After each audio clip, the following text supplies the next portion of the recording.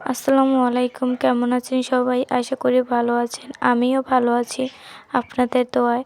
আজকে মূলা আলু রান্না করব নিরামিষ। পেঁয়াজ, তেল, একটু আদা, তারপরে কাঁচামরিচ দেয়া একটু ভাইজা নিতে আছি জানি পেঁয়াজের গন্ধটা না আসে। এই রকমের কিছুক্ষণ কষাবো। তারপরে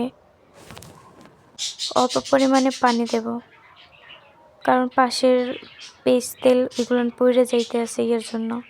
তারপরে মরিচ, হলুদ পরিমাণ মতন দেব, লবণ পরিমাণ মতন দেব।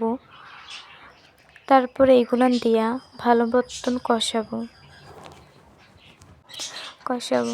যারা আমার পাশে আসছেন এবং সাপোর্ট করেন এবং ভালোবাসেন তাদেরকে অসংখ্য অসংখ্য ধন্যবাদ আমার ভিডিও দেখার জন্য, বা একটা ভিডিও ছাড়ার পর সাথে সাথে কমেন্ট, লাইক, তারপরে মানে যে যেই রকমের ভালোবাসেন সেই রকমের কমেন্ট করেন। ইনশাল্লাহ আপনারা যদি এরকমের সবসময় আমার সাথে থাকেন, আপনাদের দোয়ায় আপনাদের নিয়ে আমি সামনে আগাইয়ে যেতে পারবো। আপনাদের কথার সাথে সাথে তো আমার পেঁয়াজ মশলার বোনাটা হয়ে গেছে। তারপরে মূলা আলু দিয়ে ভালো মতন কষাবো।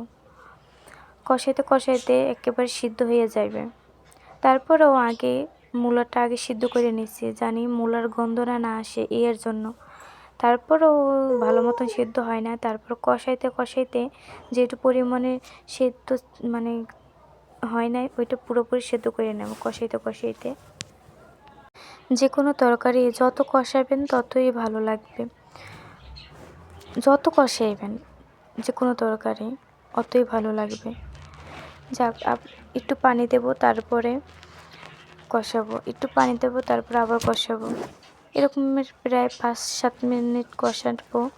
তারপরে কষাতে কষাতে তারপরে অল্প পরিমাণে আবার পানি দিয়ে দেবো, যেহেতু সিদ্ধ হয়ে গেছে এটা, এর জন্য বেশি পরিমাণে পানি দেওয়ার দরকার নেই। অল্প পরিমাণে পানি দেওয়া একটু ফুটবে এর জন্য অপেক্ষা করব। তারপরে ধনিয়াপাতা দেব। প্রায় রান্না শেষ। আল্লাহ হাফেজ। সবাইকে ভালো থাকবেন, সুস্থ থাকবেন।